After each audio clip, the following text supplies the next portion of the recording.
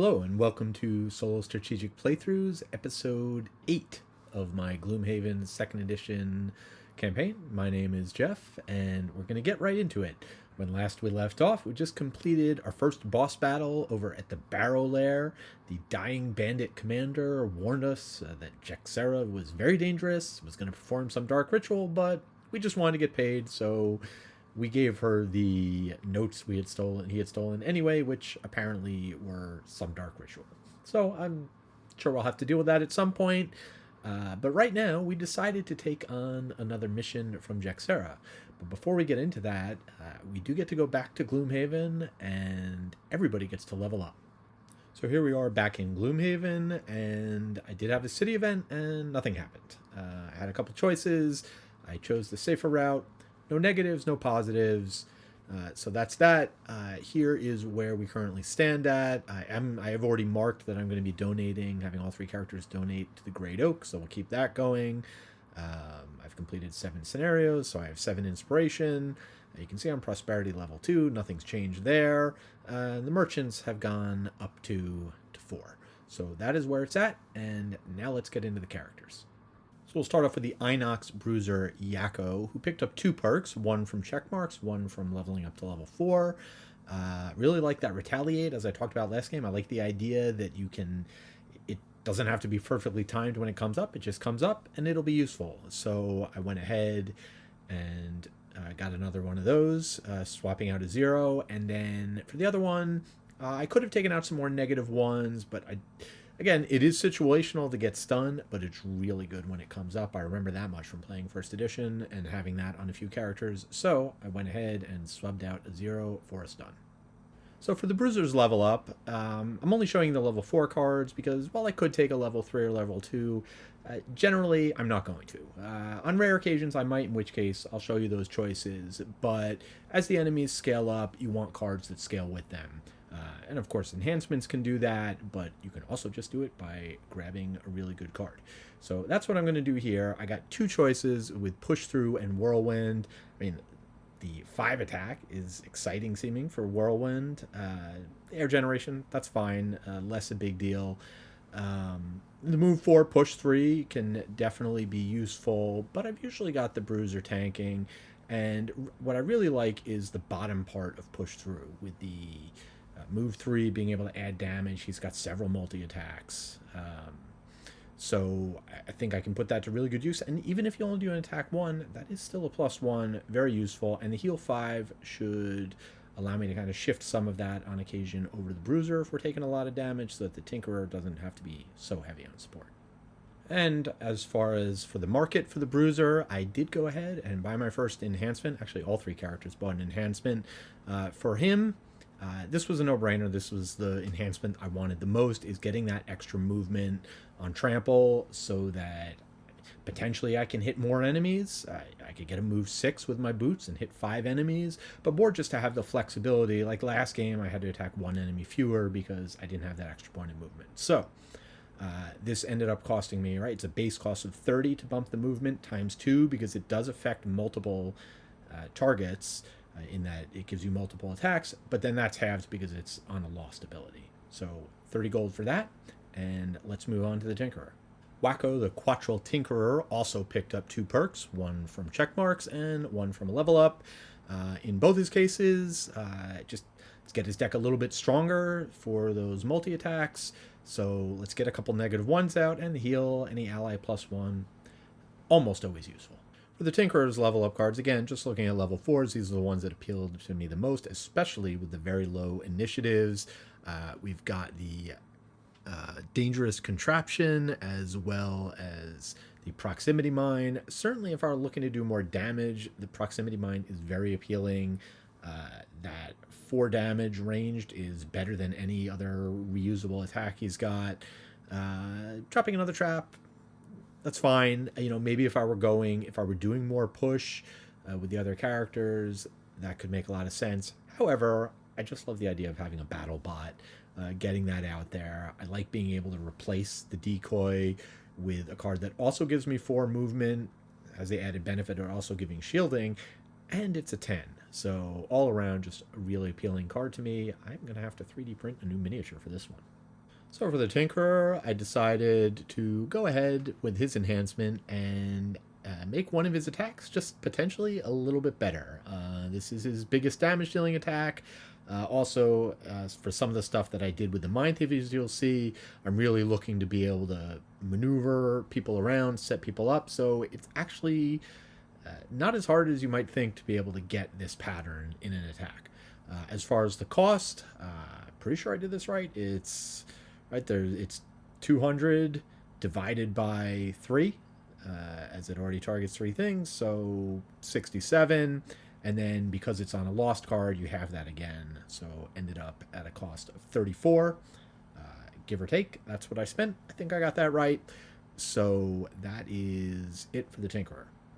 Finally, for Dot, the Verling Mindthief, she only got 1 perk. That was from her level up. I went ahead and added the +1 Immobilize. You just put 2 in. You don't take anything out. The reason I did this is mainly because of her cards that key off of having multiple effects on enemies. So here's an opportunity. I don't know how reliable it will be, but it's another way of getting an effect on an enemy that she doesn't normally do. So that's the choice for perk. For her level up card at this level, the choice was between Frozen Shiv and Silent Scream. And honestly, this was actually the easiest one. I didn't really think too hard about Silent Scream. I certainly don't need her to do healing. That's covered not only from the Tinkerer, but now that huge heal that the Bruiser has. And what I really like about Frozen Shiv, first of all, it's 4 attack, which is now the highest one she's got, not to mention Pierce on top of that. And it's a non-lost card, another non-lost card that generates Frost, which, again, the bottom one could do, but the bottom one is a lot more situational, more likely to be looking for movement than bottom attacks. Speaking of movement, I love the bottom of this card, being able to do the 3 attack move, 3 attack, and generate Frost to boot. That is a great lost card, so great for the end game, so I can really take advantage of a great ability up top to begin with, and then at the end, burn it for a timely double attack. So now for the Mindthief's enhancement, I decided to really go for some synergy with some of the other cards I've added, upgrading Submissive Affliction to the bottom so that now, instead of just moving an enemy 1, I can move an enemy 2. So a lot of my other decisions kind of framed around my decision to go here. First of all, this is not a card I always use, but being able to move an enemy 2 is pretty unique compared to other abilities. So I just like the idea of being able to do something new. You know, extra movement, extra attack, all those things, very good, but this I really feel like will open up some new opportunities. And this was also what I was talking about before with the Tinkerer, where the Tinkerer's got that extra target. Well, now with the Mindthief having the ability to move an enemy too, much more likely that I'll be able to set that situation up. Also, her new card generates Frost without a loss, and I need Frost to maximize the use of this. Last but not least, I'm thinking, okay, well, now that I've upgraded this, I am going to bring it probably every game, and occasionally I'm going to use the top ability, which is why I'm thinking, okay, if I can get some more conditions on enemies, that'll make that more useful. And that counts as a movement upgrade, so that cost her 30 gold. Finally, I did go ahead and buy Dot some more equipment. I got her the Cloak of Phasing that the Bruiser was not that interested in. She doesn't want to get hit, so she's the squishiest. I've already taken some steps to that with the targeting, with her perk, but this is really good because she can run in, whack somebody, and at the end of her turn, go back to wherever she was and not have to worry about getting hit in return. You might have noticed the Tinkerer has got 28 gold. I certainly could have bought an item, but I'm thinking more along the lines of doing some more enhancements with the Tinkerer, so that's why I decided to hang on to my gold there. So now it's time to head out into the wilds and get ready for our next adventure. My original plan was to do scenario 28, as that seemed like a hub, opening up a bunch of other things, not to mention, more importantly, it's in the Watcher Mountains, which is the Tinkerer, for his personal goal, needs to complete adventures in 5 different regions, and this is the last one he needs to have 5. However, I just unlocked the Diamond Mine, which is scenario 16, also in the Watcher Mountains, and it is one of the few early scenarios from first edition Gloomhaven that I have never done before. So very excited to check this out. It's going to be another boss battle, so we will have to be ready for a marathon and hopefully be able to get it done. Now, along the way, we did have a road event, which I ended up helping out some city guards. My faction with them is now up to 6. So I have the potential to do an unlock there, although I will have to complete scenario number 10 to do that. So who knows, maybe that's where I'll go next week.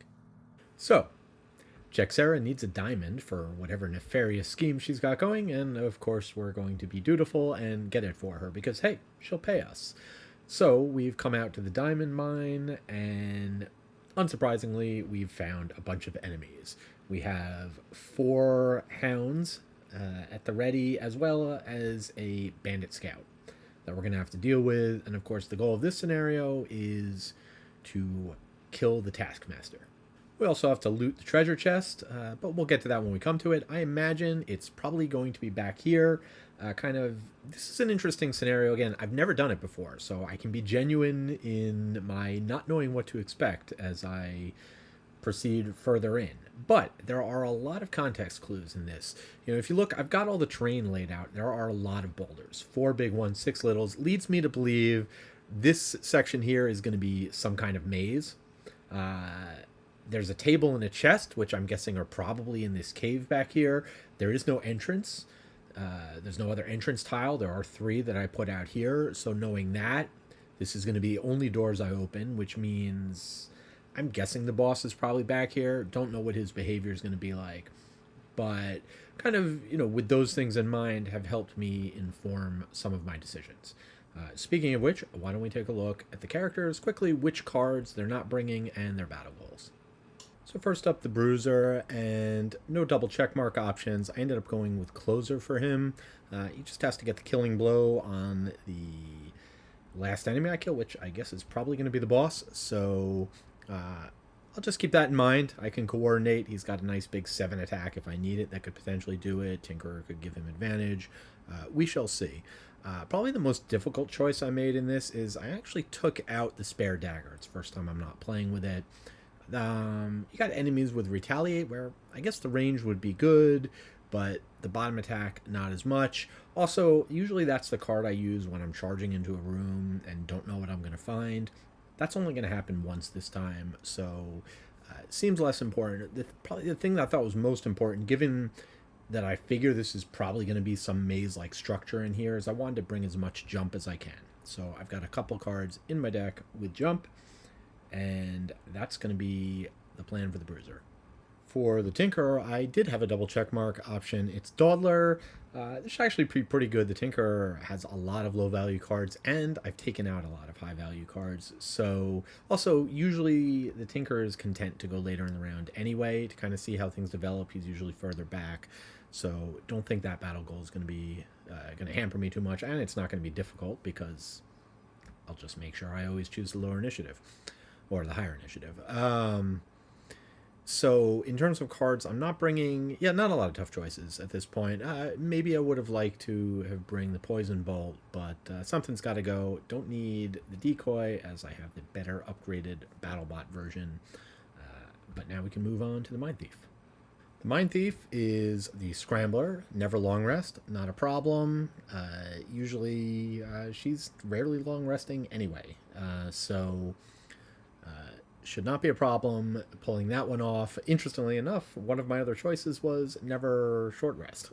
So it could have gone either way. Also, if you haven't noticed now, I have not duplicated any battle goals in the ones I'm playing with, because just to keep for variety's sake, I am setting aside all of the ones I've completed, and we'll keep them out of the mix until I run through them all. Just to make things a little bit more interesting. In terms of the Mindthief, I just want to make sure that I'm able to leverage some of her new abilities. So kind of some of the decisions I made inform that. I'm less likely to use Frost in other areas. I want to save it for if I'm going to be moving the enemies anyway, being able to move them too. I want to make sure I had a couple of cards that let me have the enemies attack each other, since we're dealing with retaliate enemies here. And yeah, this doesn't seem like a great scenario for the rats, so I was able to leave them and their support out. So, for round one, usually I like to blitz things and get out there as fast as I can. Don't know that I'm going to be able to do that. The hounds have some really fast initiatives, so I'm just going to have to see what happens. I think I've got things worked out. I'm prepared either way, so that if the bruiser does get to go first, he can run up and hit 3 enemies, potentially at a 4 attack on each. Or if they come to him, decent chance I can maneuver to get him surrounded, so that he'll still be able to attack 3 enemies. The Mindthief, not going to be able to take advantage of the bruiser's fearless leadership for that free advantage in the first attack, since she's going to be having the enemies attack each other. But she does get to use her own deck thanks to her perk, so maybe a bless will show up in that. For the Tinkerer, I threw in a card which I haven't used in a while, the Jet Propulsion. The movement could definitely come in handy, but even more so, just being able to attack multiple enemies at range, help take down these hounds. So, and then on the other side, probably drop a trap. That can help me influence where enemies go and who they target, if I get to go before them. We'll have to see. Tinkerer's not going to go until 34, so since I don't really have a choice there. But next up is the enemies. So scenario difficulty level, all of my characters are level 4, so normally it would be level 2. Either way, under the 2nd edition solo rules or with my own, I'm just going to bump it up 1. Scenario difficulty level here should be level 3, so that's where I'm at, difficulty 3. You can see my guys 18, 23, and 34, and the enemies, not that fast for the hounds. Okay, nothing special, just moving 4, attacking 2. And the bandit scout, even better, not moving and just whacking people. Although I was going to run up and hit him. So we'll have to see if I have some way of mitigating that or how I want to handle that. But I'll work it out and get things started. So for round 1, we'll kick things off with the Mindthief, who's going to be using some of her control abilities to have enemies attack each other. I was thinking with the retaliate it's really strong, but then I double checked, and again the normal hounds only retaliate 1, not as good as I thought with retaliate 2, but still not bad. What I'm going to do is, since I know that the bruiser is going to come in and go after these 3 enemies, he's going to be able to muddle them all.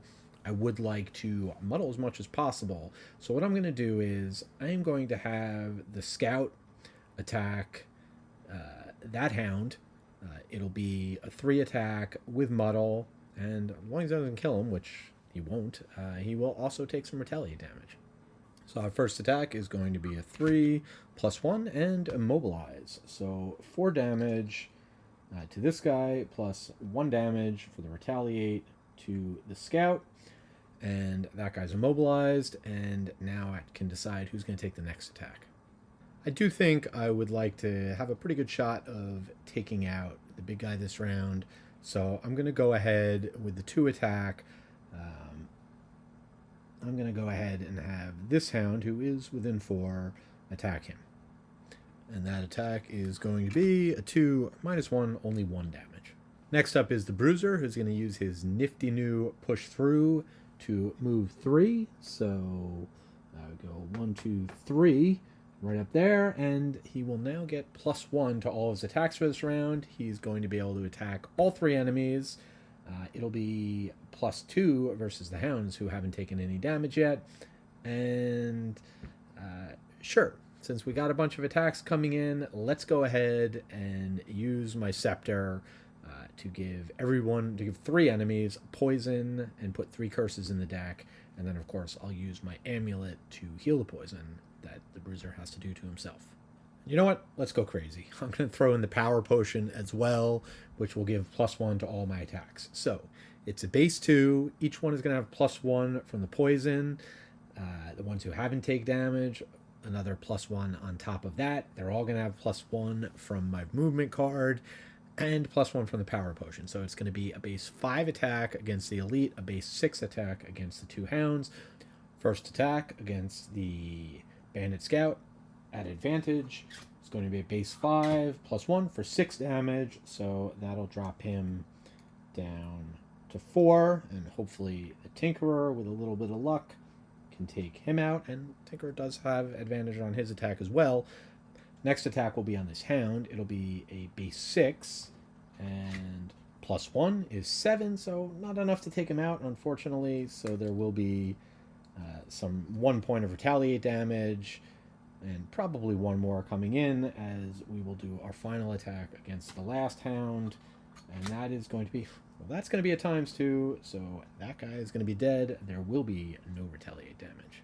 Next up will be the Hounds. Going in order will be this guy, who is immobilized and muddled. He's not going anywhere, so he's not going to be able to attack. They are just moving 4 and attacking 2.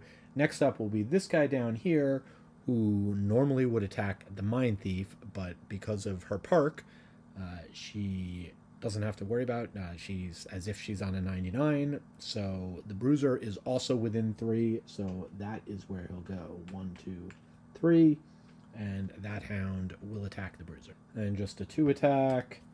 -1 is 1. I will use the Bruiser's armor. I'll use the Bruiser's armor, and I can strike this thing back without worrying about taking retaliate damage. So using my mace, which I brought, so I think I'll do that as well. All right, so you can see I've put the mace out there. Don't have to take damage to be able to get the attack. I just have to be attacked. So fighting back with a 1 +1 is 2 damage, no retaliate. And finally, this poison guy will attack. I didn't put the token out, but he is muddled from the Bruiser's attack. So, at disadvantage, a base of 2. It's either a +1 or a -1. It's a 1. I'll use the armor again for a second time, and again, take no damage. Next up is the Tinkerer, and the choice I have to make is, do I want to use movement from the 18 to move 2 so I can get up and get a different target, or just stay where I am, drop the trap? I think that is what I'm going to do. This way, if I want to use the hook gun next turn, that option's available to me, so I will drop the volatile concoction down there, and then my only 2 available targets are these 2. I will do the first attack against the elite so that it will be at advantage. So base 2, 3 with the poison, so I'm just looking for a +1 to be able to take this guy out. It's either going to be a -1 or a -1. All right. Sometimes things go exactly the way you want them to. Sometimes they don't. But that being the case, I do still hit it for 2 damage, knocking him down to 2. And the Bruiser's got potentially a bruising attack incoming, especially since it's also going to poison. Yikes. A little overconfident, but now I'll do the attack against the Hound. That's just straight up. And there's the +1, so it'll be 3 damage to that guy, bringing him down to 3. So that is going to do it for that, and now the Scout gets to go. So the Noxious Blade is going to be a 6 attack with poison. It will be a disadvantage from the muddle. So here's hoping. We do have 3 curses in there. It's either a -1 or a 0. Nope. So that's 5 damage. I've used up the armor. So that is going to knock the Bruiser from 15 down to 10. On top of that, he's poisoned, and he's surrounded by enemies. So things could be very grim next turn if I don't handle this well. So I will start planning things out for round 2. Thought about using the hook gun, but I think it's more important that I get some good healing going, get the Bruiser back up. I want the Mindthief to go really fast, so if necessary, she can take out one of the Hounds before it can attack. And I got the Bruiser going as fast as he can so that he could potentially take out 2 enemies.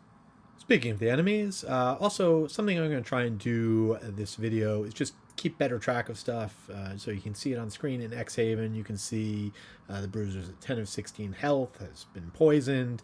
I've got the correct stuff here for the Hounds as well as for the Bandit Scout. So let's find out when they're going to go. All right, Hound is not going fast. Bandit Scout not even attacking this turn. Getting greedy.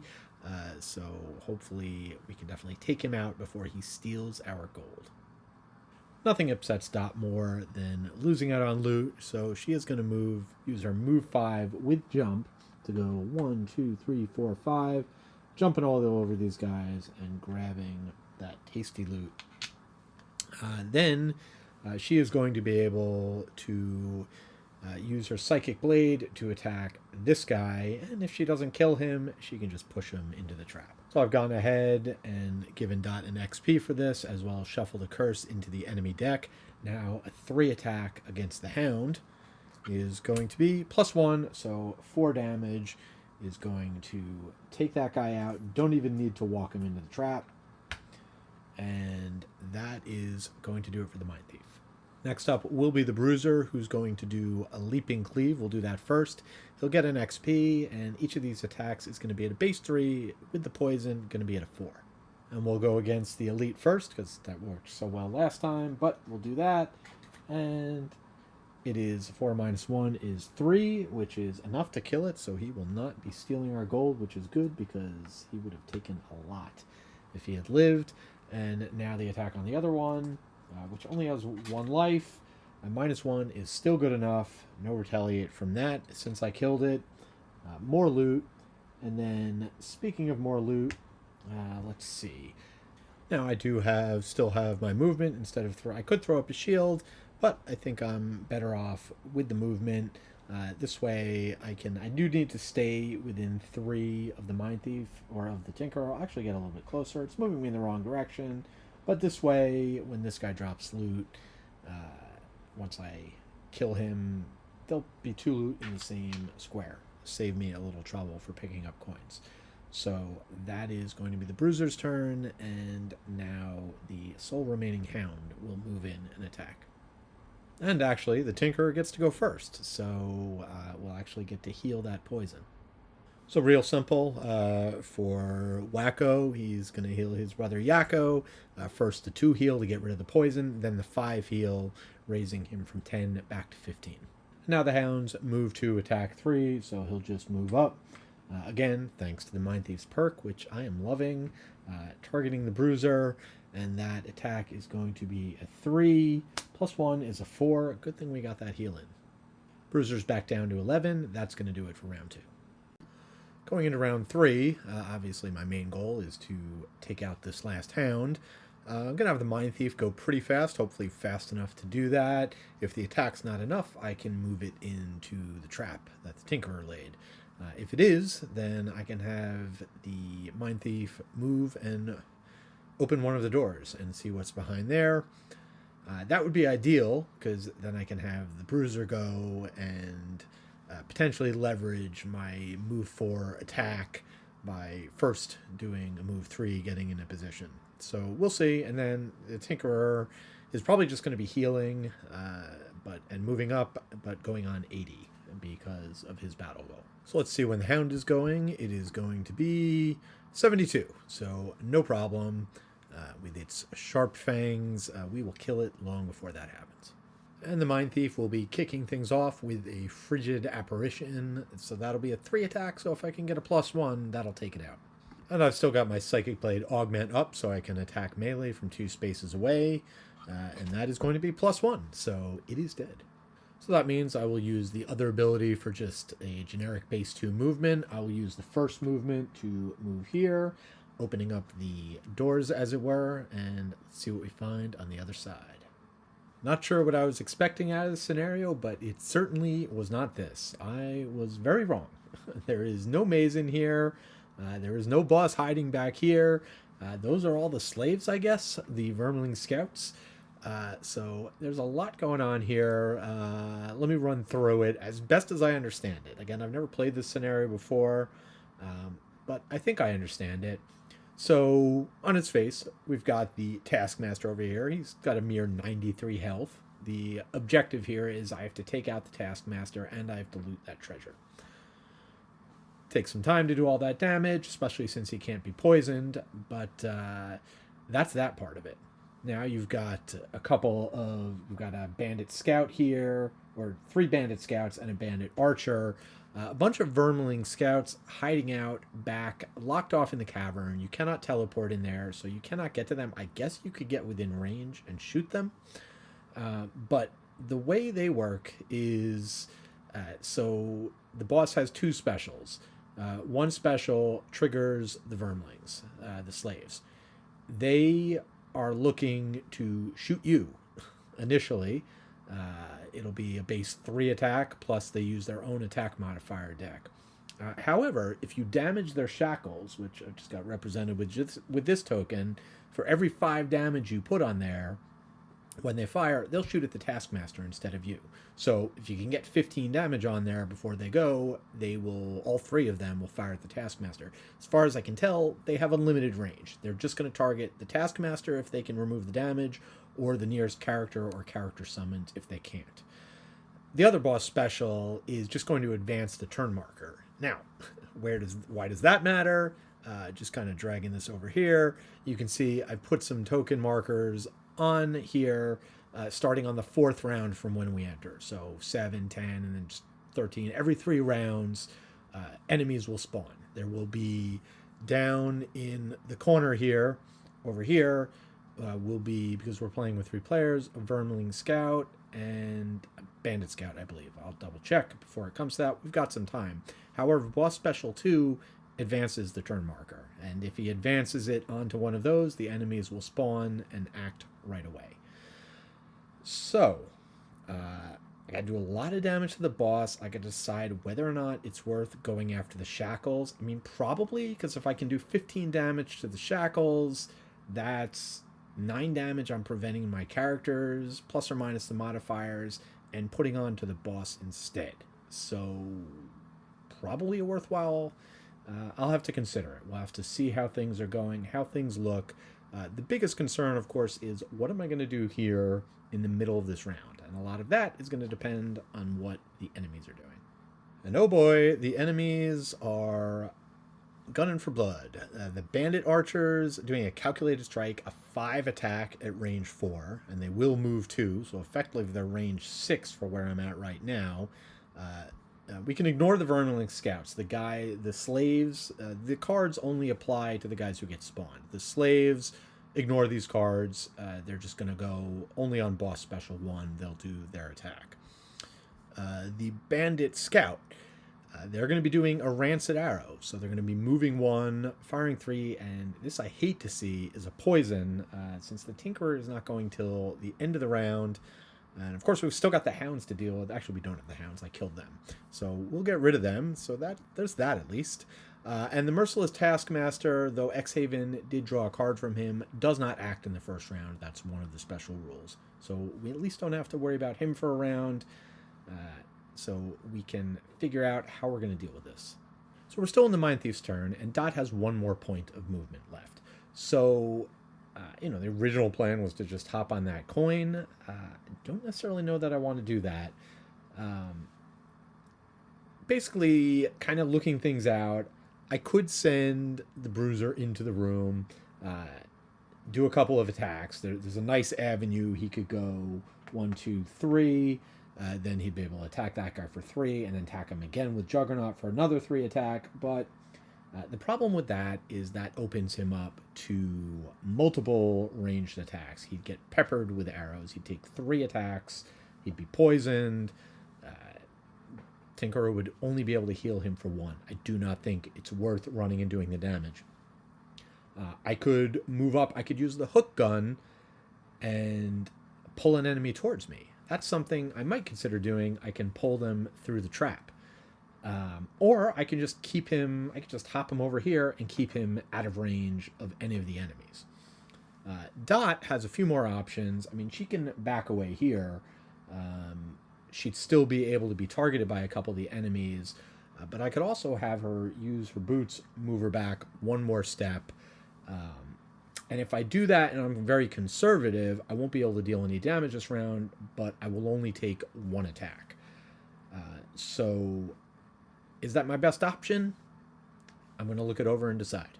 It's a little unfortunate having to use Dot's weathered boots this early and in a defensive action, but she'll take 2 attacks, including from the elite if I don't get her out of the way.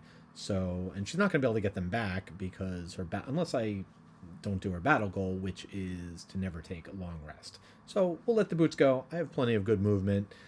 So she is going to move. So she's got 2 more moving now instead of the 1. So there's that. And the boots are going to let her move to the corner, which is going to put her out of range of all of the enemy's potential, except for the one up there. But the Bruiser is going to hop in and take care of that. So now the Bruiser is up. And I'm definitely going to use the hook gun to attack the bandit scout here. I can only afford to move up 1 more space and not take attacks. I could also stay where I am. But first, let's perform the attack, and then we'll kind of talk out the options.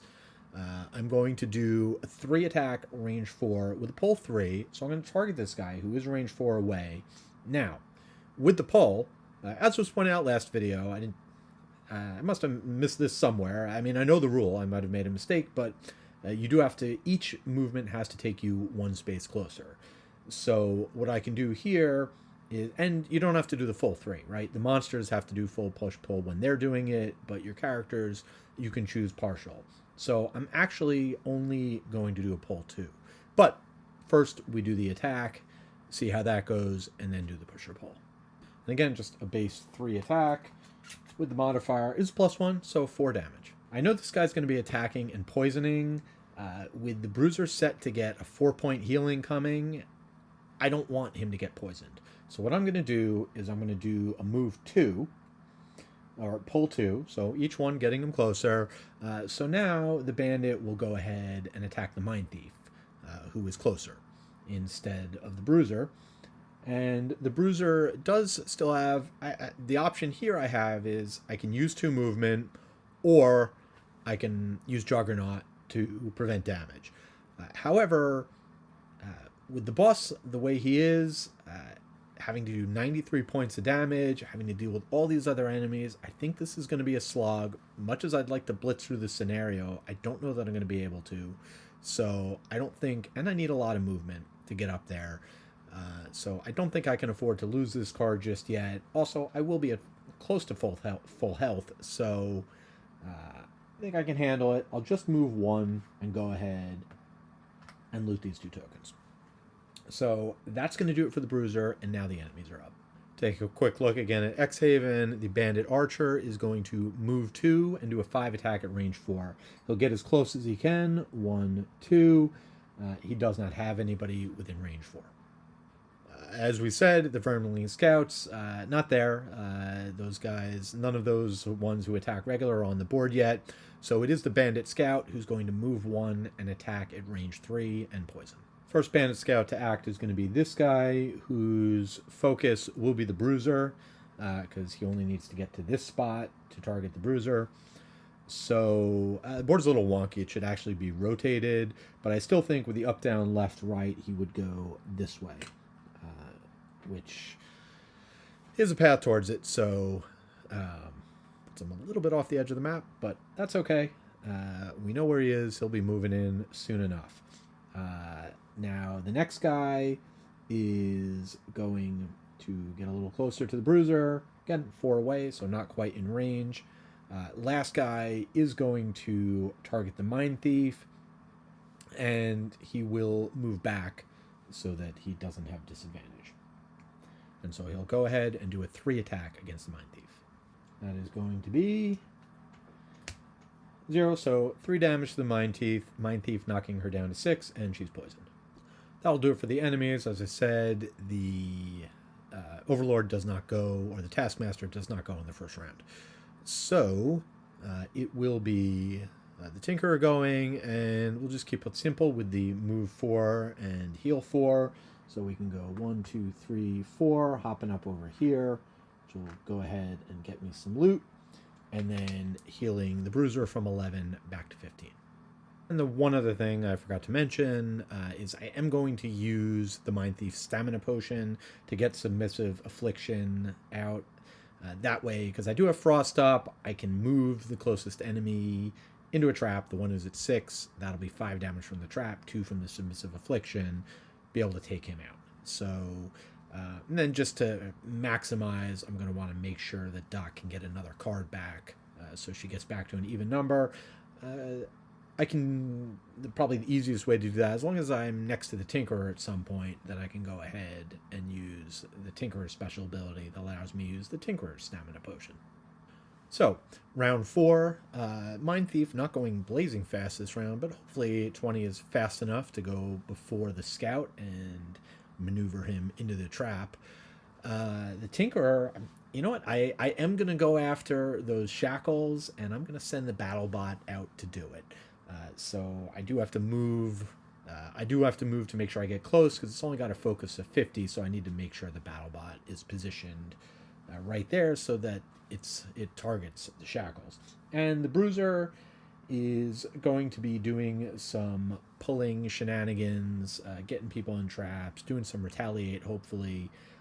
So, as always, things may change once we see what the enemies are doing.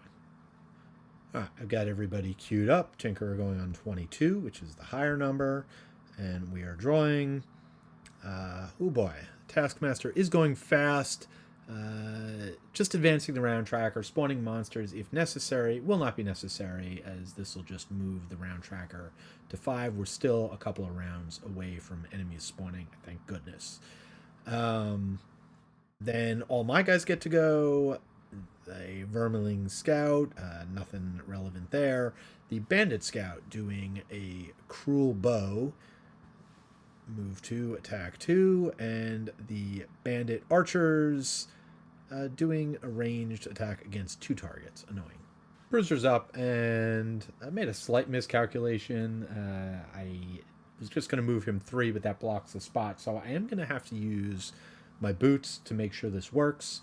So he'll turn that move 3 into a move 4 and go 1, 2, 3, 4, hopping up over here. Then he can go ahead and use the Provoking Roar to target the archer, the Bandit Archer, pulling him 2, 1, 2 into the trap, which is going to knock him from 10 down to 5. And he's muddled, so he will attack at disadvantage, which means that will kick in.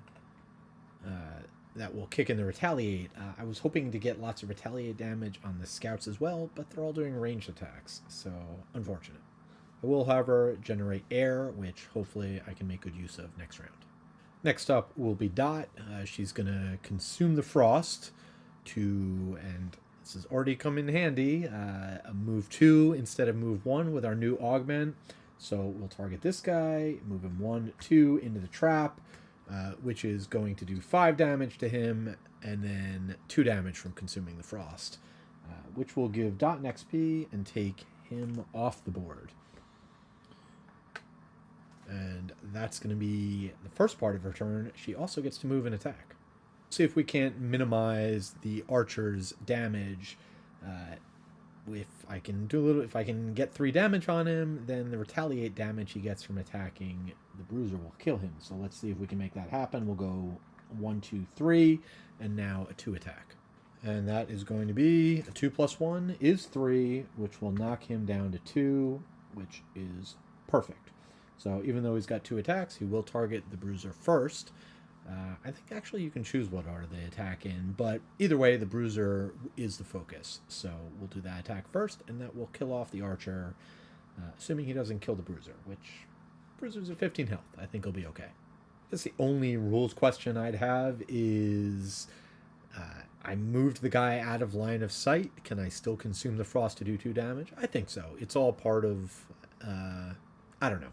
It seems like you should be able to, so I'm going to assume that I can. Finally, we've got the Tinkerer, who is going to make it a little bit challenging for the Mindthief to get a card back from him. But like I said, I do want to make sure that I've got the BattleBot where it needs to be. So we'll go 1, 2, 3, 4. My other thinking, too, is I also ultimately want to get the Tinkerer in a position where if the Vermlings in the cave do attack, I want them targeting the Tinkerer, who's got 12 health, and not the BattleBot, who's only got 7. Speaking of the BattleBot, I will use the top card of Dangerous Contraption to go ahead and bring him into play right in position next to his target, the Shackles. That's 3 XP for the Tinkerer, and time for the enemies to go. The Scouts are up first, doing 2 attacks at range 3 and wounding, and those will both target the Bruiser. Attack number 1 is total of 3. Next is a miss. So 3 damage to the Bruiser, and he's wounded. Next will be the Bandit Archer, who's going to do a 3 attack at range 4 because he's muddled. He's not moving anyway. So maybe I could have worked that out a little bit differently. But just as well, it's fine. This was probably the best positioning I could have gotten. I don't think I could have gotten next to him and pulled a different guy through a trap. And honestly, the Archer scares me more. So I'll be happy to have him off the board. He will go ahead, attacking with disadvantage, and it is going to be a curse and nothing, so no damage there. That earlier cursing coming in handy. Of course, he will not retaliate because he didn't do any damage. But that is going to do it for round 5. I would rather taken the damage and kill that guy, gotten a little XP. But, as they say, you can't always get what you want. But as long as you get what you need, and I need to win the scenario and kill this boss, and he's still at 93 health. But I did generate, the last order of business is the Tinkerer did lose a card this round playing a card, so he does get to generate an element of choice thanks to his perk. He will generate Frost. For this round, just need to be doling out damage. Mindthief's got Frost queued up for a nice big attack. The Bruiser has Wind queued up for a nice big attack and is conveniently right in the position where he needs to be to attack those 2 enemies. We just have to hope that we go fast enough. The Tinkerer is going to be going slow. I do want to try and hopefully get Dot next to the Tinkerer so she can get a card back so she doesn't need to rest. And maybe heal that poison. Maybe hook on the boss into a trap. We'll see. So, checking out the enemies. My initiatives are not great this round, but should be good enough. As I am, again, I don't love that the Vermling Scouts are on here. Almost feel like I should just take them off, because they are not doing those things. The Bandit Scout, Hasty Assault, move 4, attack 2. Bandit Archer, we definitely want to kill him before he can do a power shot. That's good that the Bandit Scouts are not hitting too hard. The boss will be doing special 1. The Vermlings will be attacking. Fortunately, I'll be able to get some damage onto the chains first, so we shall see how that goes.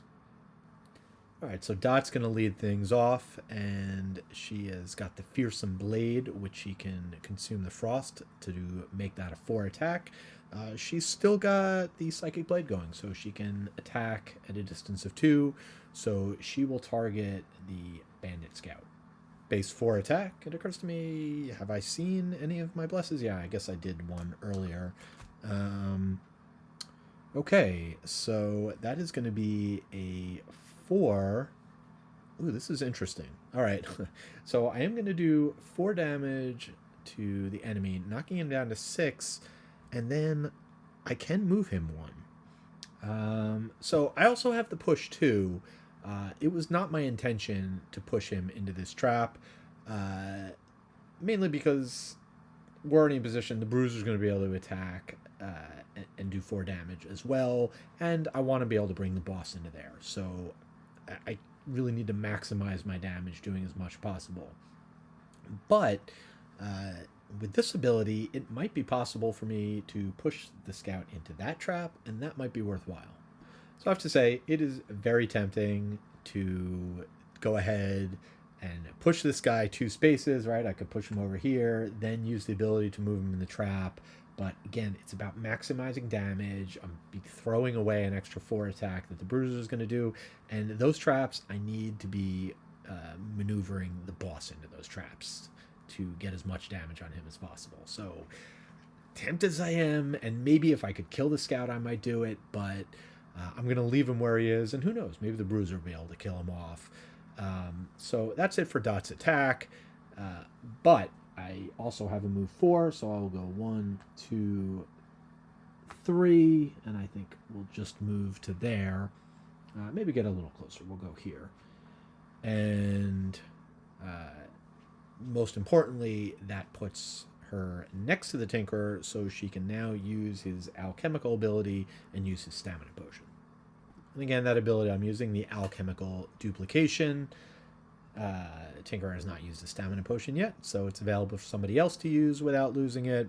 Tinkerer's actually going to get back the Fearsome Blade, because the way things are working, the Mindthief is going to get back the Fearsome Blade. She's going to be standing next to the boss next turn, which means she'll be able to wound him. Next up is the Bruiser, and he'll start out. He's got his attack lined up. He'll burn the wind to give him an XP, and bump this up to a 4 attack. Pierce doesn't really matter, but we'll be able to attack both enemies. And the first attack is going to be a 4. It's going to be a 4, which is good enough. That guy was only at 2, so he's dead. And also, the Bruiser is going to take a damage from the wound at the start of his turn, so I'll go ahead and do that. He's down to 11.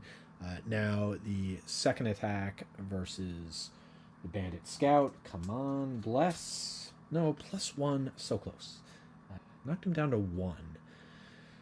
Okay, decision time. I do have movement. I could do a base 2. I've got some difficulties coming on the Tinkerer's turn, or actually on the boss's turn. So definitely not something I planned on doing this turn, but these were the only 2 cards I had, so these were the cards I was going to play.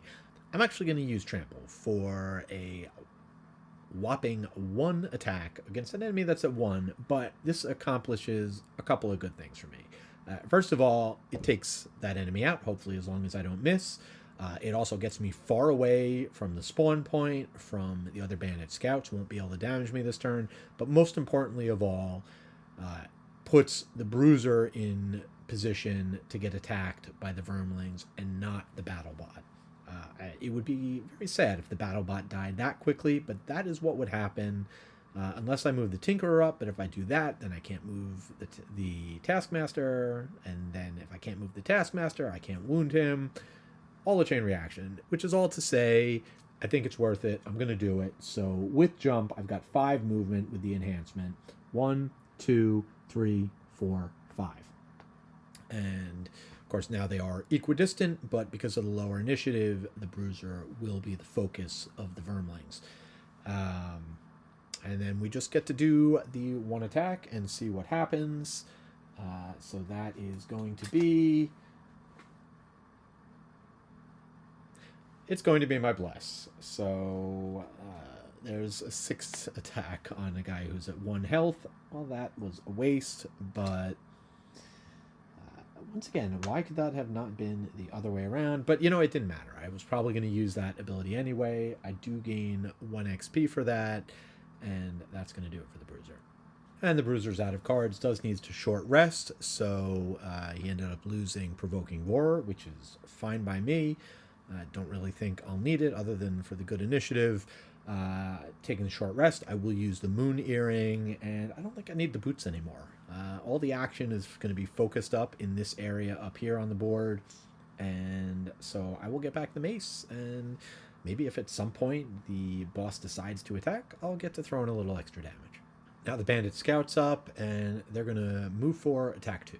And I was wrong about him not being able to attack me. I forgot he had so much movement. He will go 1, 2, 3, 4, and he will actually go ahead and attack the poisoned Mindthief for 2. So 2 + 1 is 3. Is 3 damage, bringing her down to 3. And next up is the Tinkerer, who is going to be able to use the Crankbow to do a 2 heal. To the Mindthief, that's going to get rid of her poison. To the Bruiser, that's going to get rid of his wound and bump him from 11 up to 13. And he'll be needing that health as he's about to take some attacks. Second part, we'll go ahead and use the hook gun to do a 2 attack. I could do it against... the token, but as we said, our plan is to do it against the boss, so let's go ahead and see if we can't do some damage. And that's going to be a base 2 attack, +1, so 3 damage to the boss. I get to pull him 2, so we will pull him right into that trap for another 5 damage, and 8 damage to the boss. We're on our way. And actually, I realized the BattleBot actually does go first, so that +1 would be on its attack. It's a 3 attack, +1 is 4 damage to the shackles, which unfortunately is not quite enough to prove to the vermlings that we're on their side. That's going to clear back down. Hopefully we can get it up next turn. And I just realized, checking over the rules again, when the vermlings attack, it only goes down 5 no matter what it's at. So if I can get it all the way up, to 15, 20, I can keep that going and have them all focusing on the boss, which I think is what you're supposed to do. So next turn, we're definitely going to focus on getting some damage out there. Also good to know that that ability for the boss comes towards the end of the round. So, we'll have an opportunity to kind of react, reposition, and decide where the damage needs to go. So the attack on the boss is going to be a 0, so 1 less damage. It's almost like I peaked before I changed that 85 to an 86. So that is going to do it for us, and now it is the vermling's turn, or the boss's turn. So those 3 guys up there are all going to attack the Bruiser. And they're going to be at a base 3 attack. They're going to be using the ally attack deck, which I've set up over here. So just 3 attacks incoming. I can prevent 2 from armor. So there's 3, 5, 9. 9 minus 2, so 7 damage into the Bruiser, knocking him all the way back down to 6. We have our work cut out for us. We got to get healing up. We got to get damage out there. But I think once we start shifting those vermlings' attention, show them we are here to help, I think we'll be able to accelerate the damage on the boss pretty fast. So one thing to correct before we move on to the next round. When I entered the room, I laid things out wrong, right? I entered the room on round 3, and then the spawn should be in 6, 9, 12. And of course, the Taskmaster basically moved things up, moved that counter up to round 6. So I actually should have spawned enemies. It's an elite bandit scout and a hound. So I went ahead and did that. I spawned them and then drew a card for the hound. They were just moving 4. The scouts had already had a card, which was move 4. So I moved them up. They didn't get in range to attack anybody, but I am going to have to deal with them this coming turn. So as we move into the next round, you can see the situation. We got some bunch of enemies bearing down on us. We've got the boss surrounded. My goal here, I think, is I'm going to go defensive most likely with the Bruiser. I've got him going fast. I want him to go on 10. He can draw attacks. If I go that way, or I could flip it around, I could throw up Juggernaut to absorb 4 hits, do some damage. I originally had designs on maybe maneuvering around to over here and pushing him into the trap over there, but that's going to put me right up next to the elite bandit. So, which I may, and again, I'll kind of see how things going, but I may stun something. I may use the top of the other card, the net shooter, to stop a couple of those guys in place. It really depends on who's going when, what they're drawing. So now, as it turned out with the Tinkerer, these were the 2 cards available. They just happened to offer me a lot of flexibility. Same thing with the Mindthief. Though I have a pretty solid plan for the Mindthief, although don't know who I'm going to attack. Because I can attack 2-way, I have a bunch of targets. Let's find out what the enemies are doing, and then I can figure out a plan. And resetting where we're at, here you can see my initiative's pretty fast. Hopefully fast enough with the hounds coming. We've got the 2 bandit scouts now, including the elite. The Taskmaster down to 86, and the 1 hound. Low health, Mindthief's at 3, Bruiser at 6, no longer poisoned, no longer wounded, but we are going to have to work our way back up from there. And now let's go ahead and draw. So it is going to be accelerated power, so once again, not doing anything special, but moving around, which means more enemies are going to spawn again next round. Oh boy, we may not be able to just sit around here. I may have to get pretty aggressive and blitz this guy. What I really need is special 1 to come up. But we do have the Mindthief going before the hounds, but then the hounds will be up. And then, fortunately, the bandit scouts are not moving, so that's good. So the Bruiser's up first on 10. I only have to worry about 1 enemy attack this round. It's going to be the hounds. I can certainly set it up so that the Bruiser takes that attack, which I will do. Probably going to be adjacent to an ally, so it will be attack 4. I could I could move down too, do the push trick, push the boss into the trap, but then I will take a hit from the scout, get poisoned. Definitely don't want to do that. I think I'm going to play defensively. I'm in a pretty good spot right here. The boss isn't moving. So I'm going to go ahead and use the bottom part of Juggernaut. I'm going to get that into play so that I can start absorbing damage. Now, the 3 attack with push, I've got 2 options, right? I can either attack the boss, or I could potentially push him, although I don't want to. I think I would prefer the boss to stay right where he is, so I can beat on him next turn. But I think I am going to put the 3 damage, a bit of a risk. I am going to try and blitz the boss. I don't think I'm going to be trying to kill these enemies. They're going to keep spawning. I'm just going to focus on getting the boss down. I'm going to hope that he draws some special 1 and that I've got the vermlings on my side. So I will go ahead and do a 3 attack against the shackles.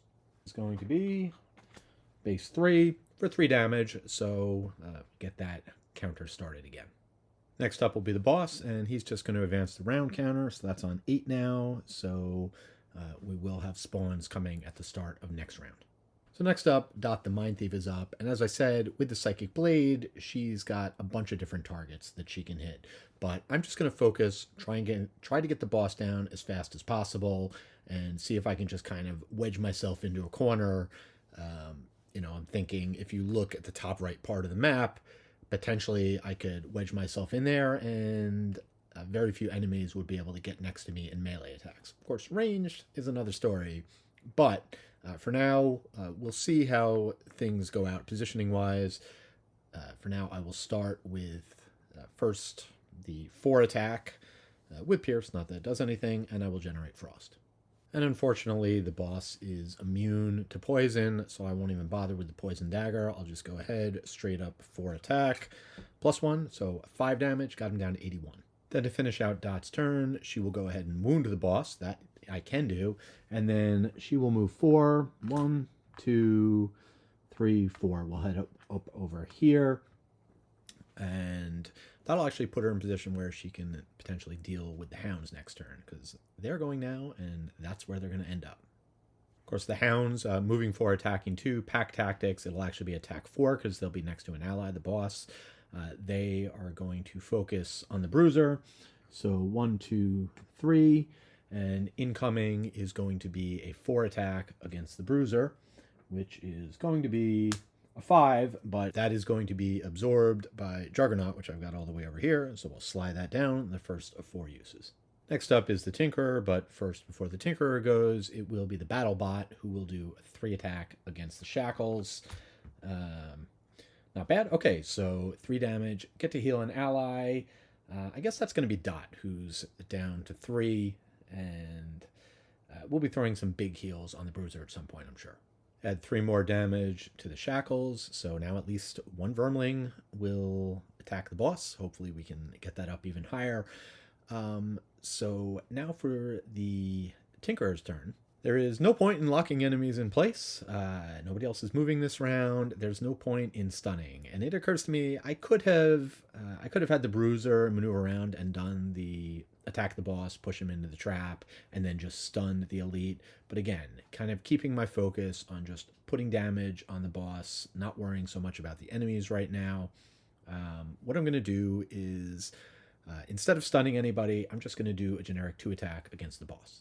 And that will be a 0, so just 2 damage, but that's 2 fewer that I need to take him out. And then using the move 3, well, first I will go ahead and immobilize the boss, so he's not going anywhere next round. And then I'll just pop up over here. Guess I could go 1 more if I wanted to. But I feel like that potentially stoppers things up a bit. Nobody's going to be able to move through the hound, or if they would, they'd have to go through the chap. So I think that's a good spot to stay for now.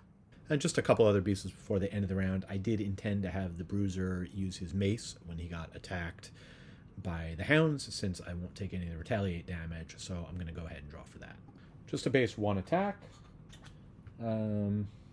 All right, +1 with a rolling modifier, setting me up with another retaliate ability. That'll be nice.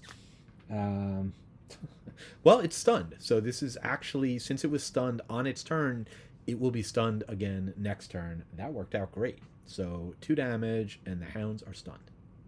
Both the Tinkerer and the Mindthief are out of cards, so they do need to short rest. Again, technically I should have done that after their turns, but I barely remember.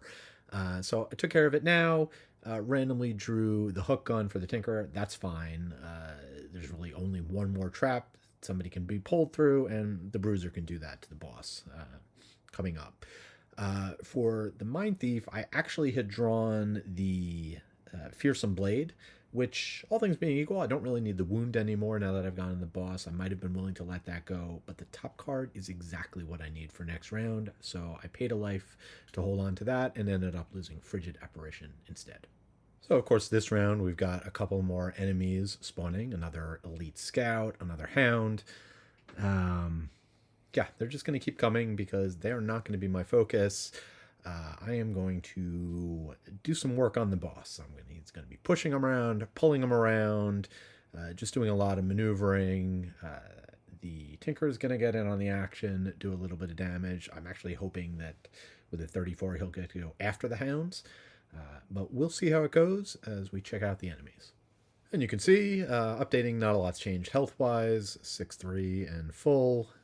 Got the XP updated. Here come the enemies. All right, well, the Hound is definitely going first. It is, or fast. It's going on 19. It's stunned. The other one will run up and start to get into the picture. Then all of my guys are going. The Taskmaster is going to be moving to twin shots. 3 targets, or 2 targets, range 3. And the bandits are going to be moving up for a calculated strike. So I will have to be doing some calculation to see where everybody's going to end up, because I know what I'm doing in my attacks this turn, but I have a lot of flexibility in terms of movement. But first, we'll just resolve the Hounds first. Of course, the guy up here is stunned, so we'll remove that. But this guy is going to go 1, 2, 3, 4. That's going to do it for him, and now my guys get to go. So the Mindthief is going to kick things off. I mentioned that I did not want to lose the Fearsome Blade. Here's why. I have a Frost queued up, so get the extra damage. That'll be nice. But more importantly, I'm going to attack the boss. I did leave Psychic Blade in play, so I can attack from 2 away. I will do that. It'll be a 4 attack against the boss and then a push 2. So here we go. Base 4. And I was just going to say, I haven't seen a bless in a while. There's one, nicely timed. That's 8 damage to the boss. That'll knock him down to 71. And then with 2 push, I am going to be able to make him go 1, 2 into the trap for another 5 damage. Not too shabby. 13 damage on this turn. Then for movement, for the Mindthief, who does 4 movement, he's just going to move. She is just going to move 2. And I'm going to move her back onto the chest, which is one of my goals. Am I looting it too soon? Maybe, but I don't know. Maybe it'll be something that'll help me. Maybe it'll be a nice big shiny diamond. Let's find out. Well, that was anticlimactic, and I should have known this. It's just a goal. There's no number. So, but we do have to take care of it. That's taken care of. I'm happy to have Dot kind of back out of the way. No risk of getting attacked by pretty much anything at this point.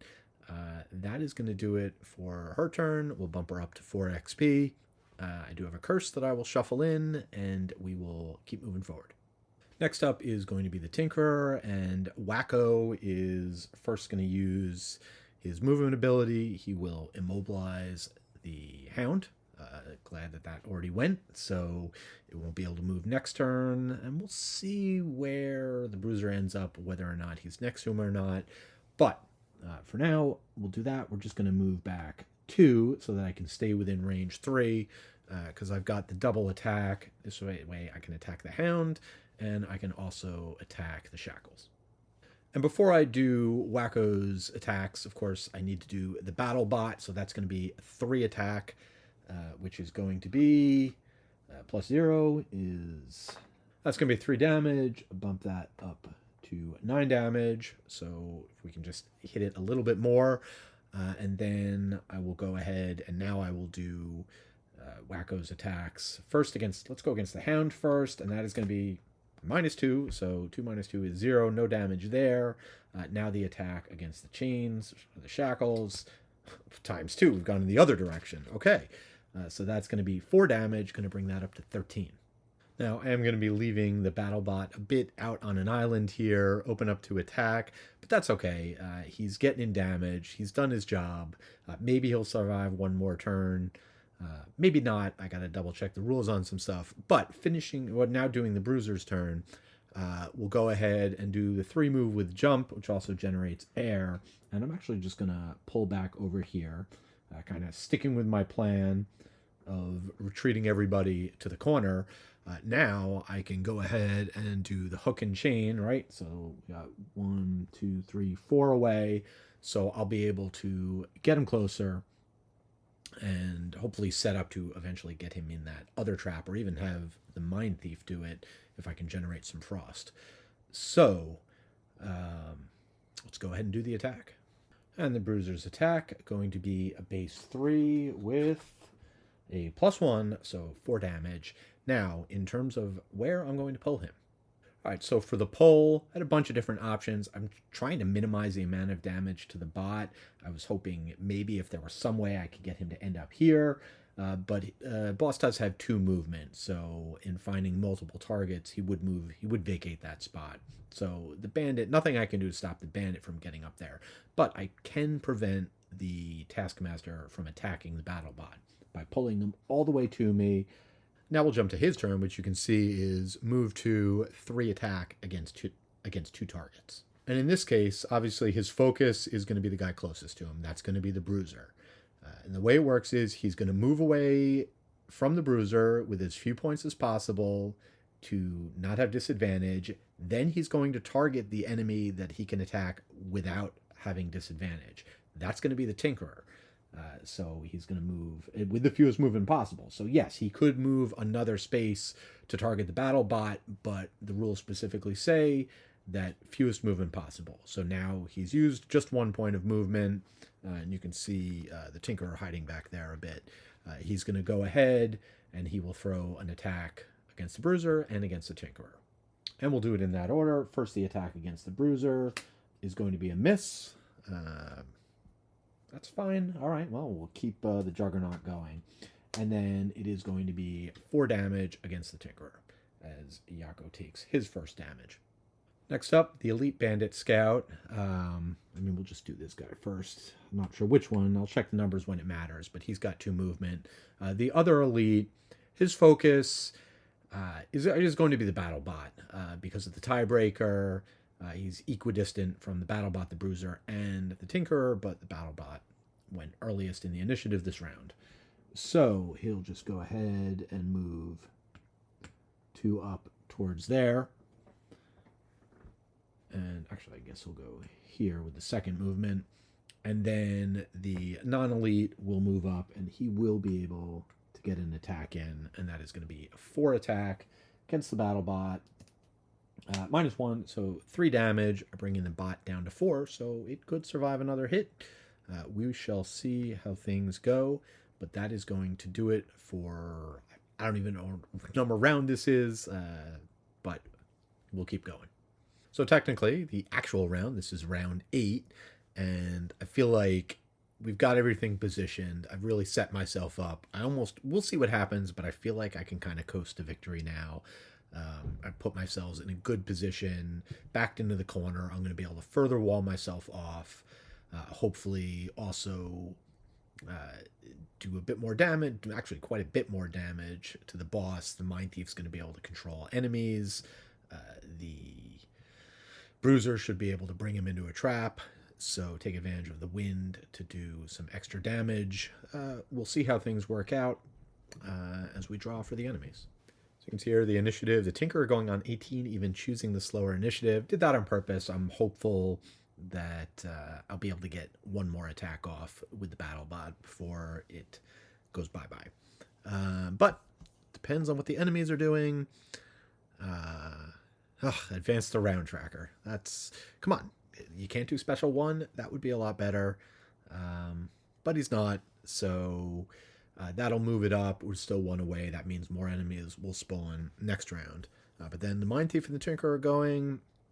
Nothing special for the Hounds, which is good because that guy up front will not be able to move, so he's not going to be able to attack anybody. The other guy will make his way up. We'll see where he gets. And the bandit scouts, they're not even attacking. They're just looting. So it seems like the battle bot may stick around for a bit longer yet.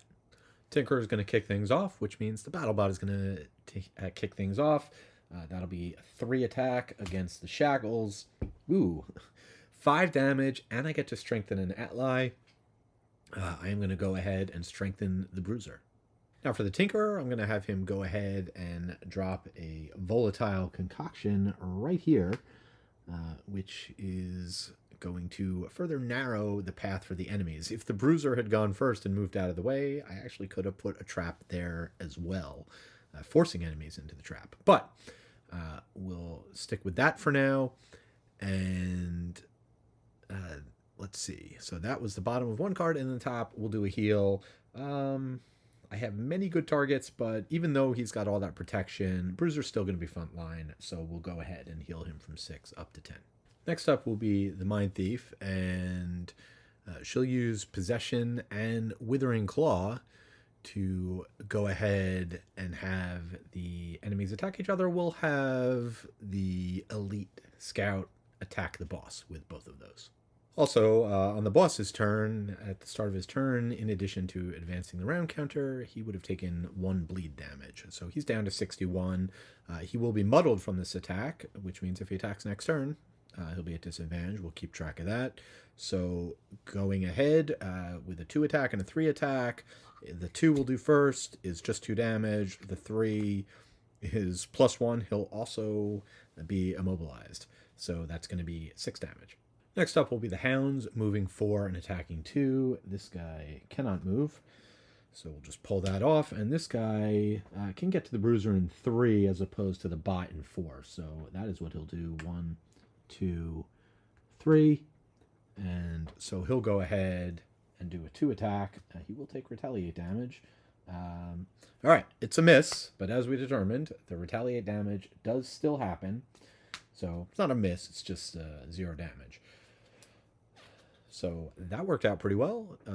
Don't have to use anything from Juggernaut, and I managed to do damage in return.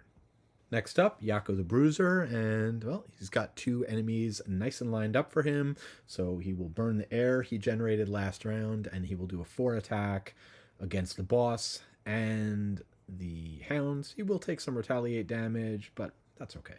So first attack, and this will be at advantage thanks to the strengthen he just got from the battle bot of all things. So against the Hounds, it is either going to be a +2 or a ×2. He is not going to take retaliate damage because that is 8 damage to the Hounds, who are down to 6, killing them. And then he will go ahead and see what he can do to the boss with either a -1 or a -2. Less impressive, but it is 3 damage. And then, before we mark off the damage there, he will gain an XP for that, going up to 5. And then I'm going to have him do a Leaping Cleave. He's going to move up over here, and then he's going to be able to pull an enemy up to 3 away too. So he will drag the boss right into this trap, doing another 5 damage. So that is 8 damage total to the boss. Well, there was a weakness in my barricade plan. Next up are the bandit scouts, who are looking for loot. They're going to move 4, sadly, with jump. It's easy for this guy. His closest target is the bot, so he's just going to move up, and he'll go ahead and loot that coin. And then the other one is going to, again, they're not looking for coins in terms of their movement. They're looking for getting in melee with the nearest enemy. So that is going to be 1, 2, 3, 4. And insult to injury, he's gotten past through behind my lines, and he has looted the 2 coins that were hanging out here. Do not like that at all. You know how Dot feels about that, and what she is probably going to feel compelled to do about it. And that is going to do it for the round. We'll get set for the next one, where the more enemies will be spawning and more blood will be spilled. Just one adjustment I need to make. Earlier, I had the BattleBot attack the chains, which would have been great, or the shackles.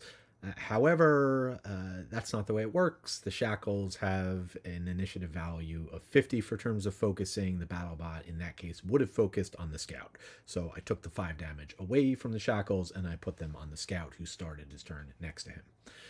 So, having taken care of that, we can move on to the next round. A couple enemies are going to spawn. The Bruiser, these are the 2 cards he's got left. So, we'll just have him keep doing some damage, most likely. The Tinker, I wanted to go fast to, if the Bandit Scouts have a slow initiative, then I will be able to get some more damage onto the shackles. And I've also got the potential of dropping another trap and at least walling off from some of the other enemies. As for the Mindthief, she's going very fast because look at all those conditions on the enemy. So I don't have with me my card that gives me a lost card +2 for everything, which would be great to get in there with a 9 attack. But I will be able to do a base 5 attack. And moving over to Xhaven, where we've got the Mindthief still just at 3 health, but safely in the corner. Tinker at 8, Bruiser at 10. And let's go ahead and draw. The Hound is doing a Harrowing Howl. Not fast enough to go faster than the Mindthief, thank goodness. Going to be doing, causing some annoyance though, but not attacking. The Bandit Scouts, they're doing greed again. Well, they've already taken all the coins, so the BattleBot lives on. Amazing.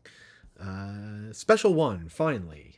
So hopefully the BattleBot can get up over that 15 hump, and we will be able to rally those vermlings to our cause.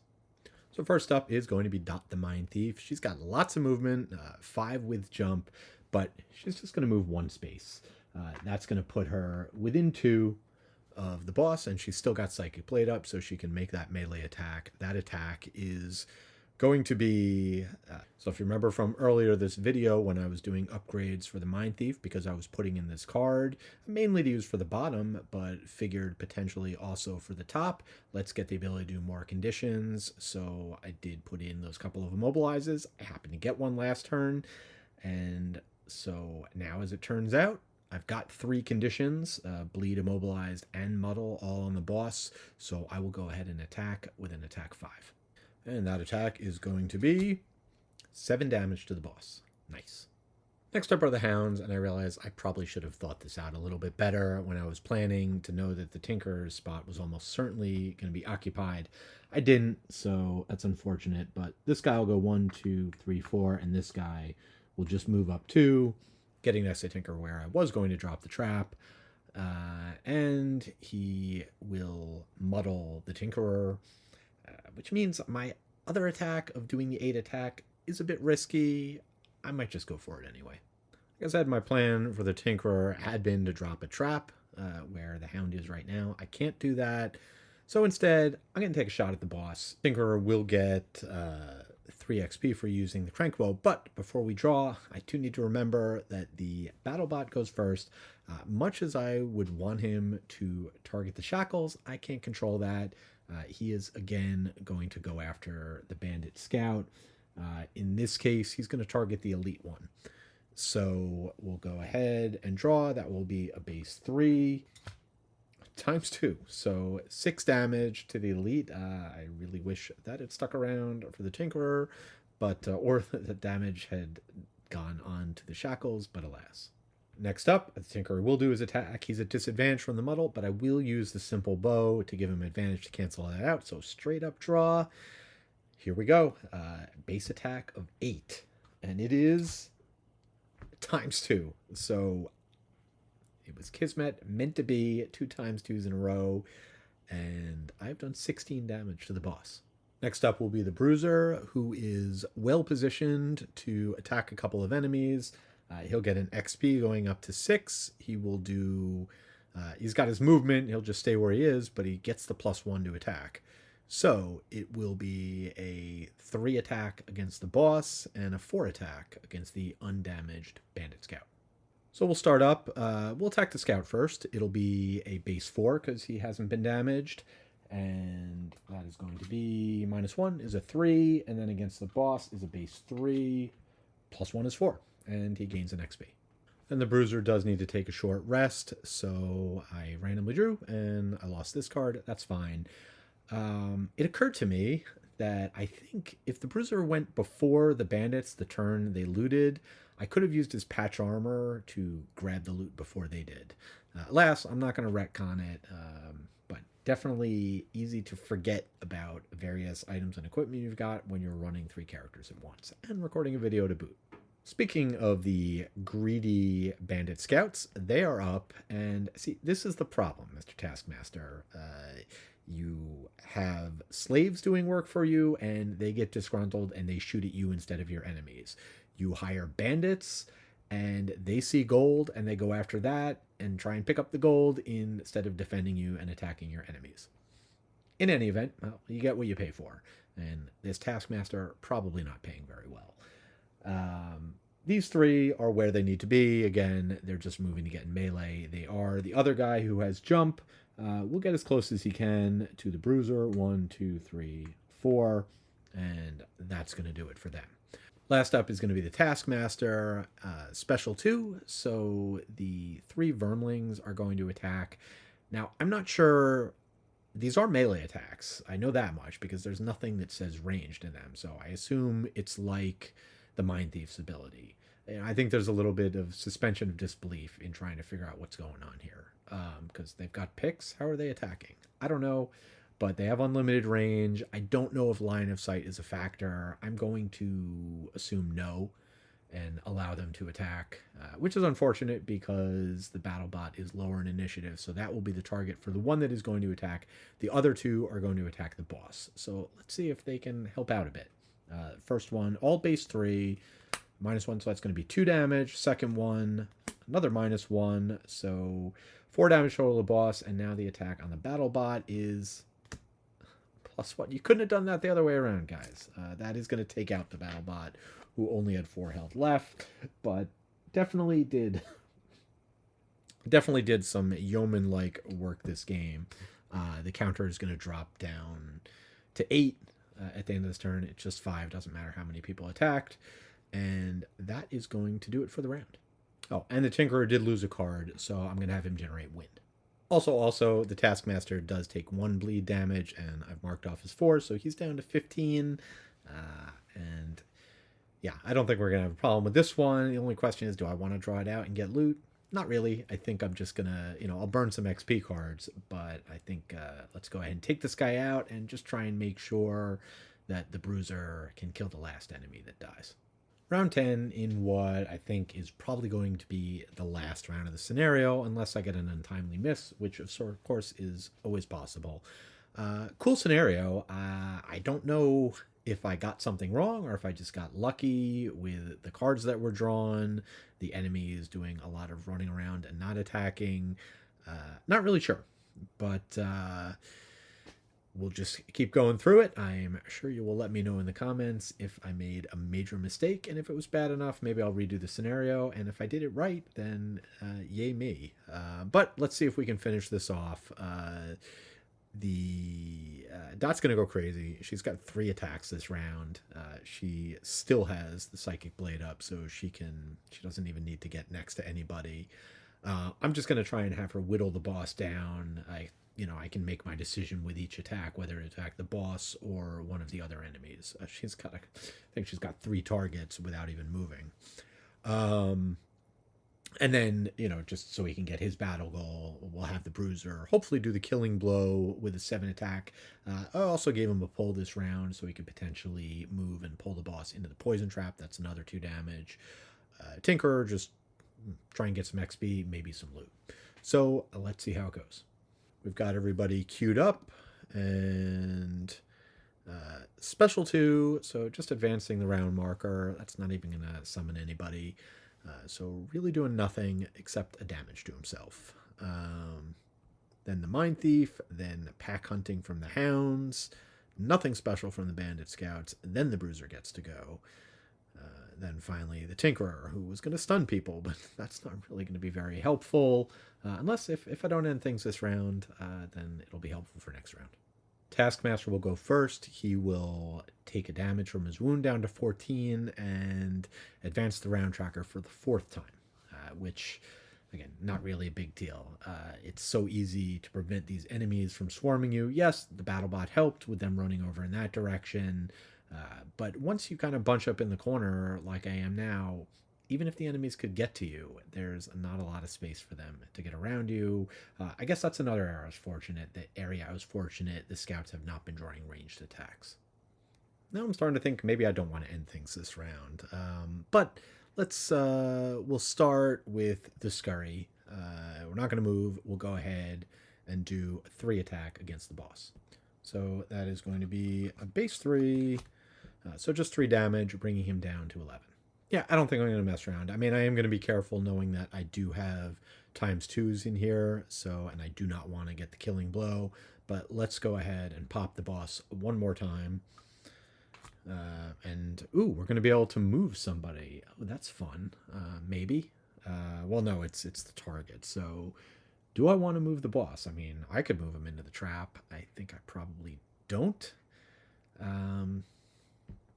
It always seems like it's going to be fun. Usually not as much as it is. But he will take 3 damage, knocking him down to 8. So just quick correction. The first attack was only for 2 at +0. The next attack was for 3. So that drops him down to 9. And you know what? I kind of looking things over where he's at 9 health. I have one more 3 attack. So I think I can safely go ahead and use that ability. I will move the boss into the trap. He's not poisoned, but he will take 2 damage, which will drop him down to 7. And then I'll throw my last attack at him, another 3 attack. ×2 is 6, so he is down to 1. The hounds are up next. They're pack hunting, so it's a move 4, attack 2, though they will be adjacent to an enemy, so it'll actually be attack 4. So this guy will come in first. He will target the Bruiser because of the Mindthief's ability. And of course we know that's not actually going to do any damage. Could get me some XP, so no problem with that. So that's 3 damage. This is the second time I've used this, so that is an XP, bringing me up to 7 for the Bruiser. And then the other hound will just come down here, and he'll attack as well. Doesn't really matter at all what happens here, so that's another prevention. And that is going to do it for the hounds. Now the bandit scouts are up, and here's a situation where obviously the guy who's behind enemy lines can go ahead and do an attack. Nobody else can do anything to get in a position to attack anybody, so none of them are going to move. If they're not doing ranged attacks, they're really not a threat. But for the guy who is attacking, he will conveniently attack the Bruiser, which is going to give me 1 more XP as long as he doesn't miss, and he missed. Can you guys do nothing right? You are not worth whatever the Taskmaster isn't paying you. Okay, that does it for them. The Bruiser is up next, and I will go ahead and try and put the Taskmaster out of his misery with a 7 attack. That'll bump me up to 9 XP, and as long as I don't miss, this thing is over. All right, rolling modifier. I could still miss. I did not miss. It is going to be 8 damage. So, he is dead, and he at least will drop some loot, which, I still have movement, so if I could get other loot, I would, but I can't. So he'll just go ahead and grab that. That's going to do it for the Bruiser, and we'll finish things off with the Tinkerer. Not much going down here. There's nothing for him to loot, but there are 3 enemies, so I will go ahead and stun them, giving him 3 more XP, which puts him up to 9, and that is going to do it. Hopefully we got some nice rewards for this. Let's check it out. Well, definitely some interesting happenings in Gloomhaven. As we got back, Jekserah was very pleased with the diamond and gave us 20 gold each. So that was it. We also got increased our reputation with the Merchants Guild, so that's actually up to 5. We're also at 5 with the City Guard. But the Spymaster of Gloomhaven then caught up with us, told us about the merchants going after some kind of rebellion, and it's looking like we may have to choose sides between the City Guard and the Merchants Guild. So we'll see. The Merchants Guild pays really well. The City Guard, they don't generally pay us, but so far we have been trying to help them out.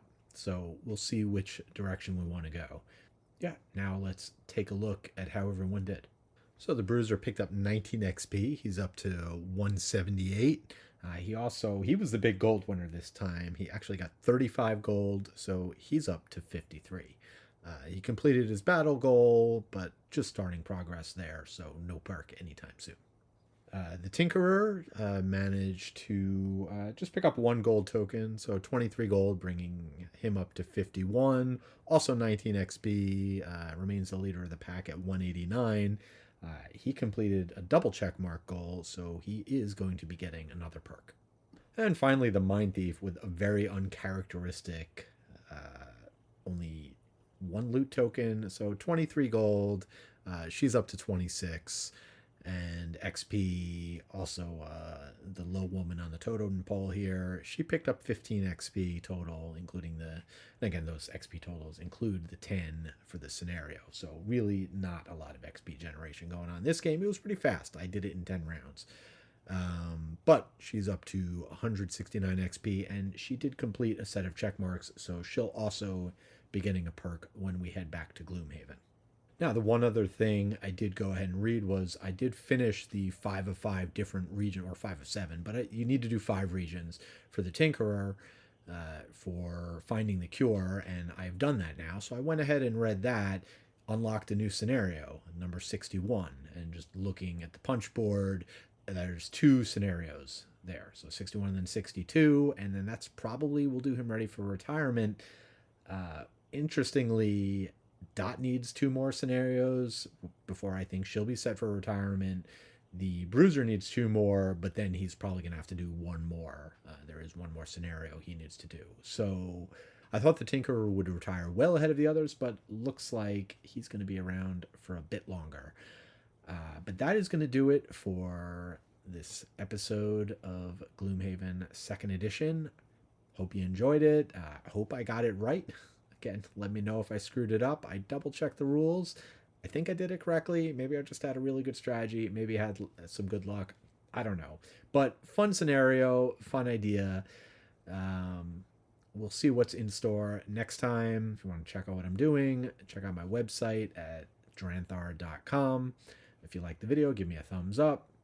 Give me a subscribe. And as always, until next time, and thanks for watching.